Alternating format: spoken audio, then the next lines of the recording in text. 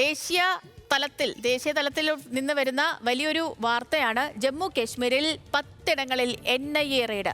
പാകിസ്ഥാനിൽ നിന്നുള്ള നുഴഞ്ഞുകയറ്റവുമായി ബന്ധപ്പെട്ട് ചാർജ് ചെയ്ത കേസുകളിലാണ് ഇപ്പോൾ റെയ്ഡ് നടക്കുന്നത്. ശരത്തിലാണ് ഡൽഹിയിൽ നിന്ന്. ശരത്ത്, എവിടങ്ങളിലൊക്കെയാണ് റെയ്ഡ്? കഴിഞ്ഞ കുറച്ച് നാളുകളായി ഈ കാശ്മീരിൽ റെയ്ഡുകൾ പതിവാണ്. ഈ പറയുന്ന പോലെ നുഴഞ്ഞുകയറ്റം, ഫണ്ടിങ് അടക്കമുള്ള കാര്യങ്ങളൊക്കെ ആരോപിച്ചാണ് റെയ്ഡ് സാധാരണയായി നടക്കാറ്. ഇതിപ്പോൾ വിവരങ്ങൾ പറയാം ശരത്ത്.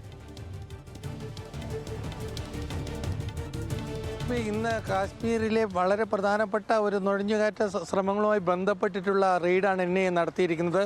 കഴിഞ്ഞ ദിവസങ്ങളിലായിട്ട് 12 ഗ്രൂപ്പുകൾ നുഴഞ്ഞുകയറിക്കാൻ ശ്രമിക്കുക. അതിനുവേണ്ടി അടിസ്ഥാന സൗകര്യം ഒരുക്കുന്നതിന് വേണ്ടിയുള്ള പണം കൈമാറ്റം ചെയ്യപ്പെട്ടു എന്നതിന് വിവരത്തിൻ്റെ അടിസ്ഥാനത്തിലാണ് NIA 10 സ്ഥലങ്ങളിൽ റെയ്ഡ് നടക്കുന്നത്. ഏതാണ്ട് റെയ്ഡ് ഇപ്പോൾ ഇന്ന് രാവിലെ 6 മണി തൊട്ട് തുടങ്ങിയ റെയ്ഡ് ഇപ്പോൾ പുരോഗമിക്കുകയാണ്. കൂടുതൽ വിശദവിവരങ്ങൾ പുറത്തേക്ക് വന്നിട്ടില്ല. ഏതായാലും ജമ്മു കാശ്മീരിലേക്ക് നുഴഞ്ഞു കയറിയവർക്ക് ഒളിത്താവളങ്ങൾ ഒരുക്കാനും വേണ്ടിയിട്ടുള്ള സാമ്പത്തിക ഇടപാടുകൾ നടക്കുന്നു.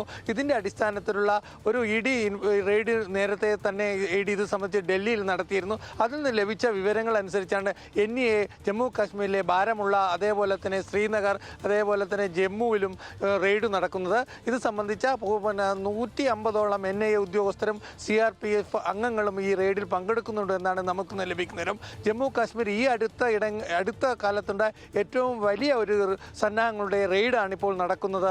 സേതുലക്ഷ്മി. ശരി ശരത്ത്.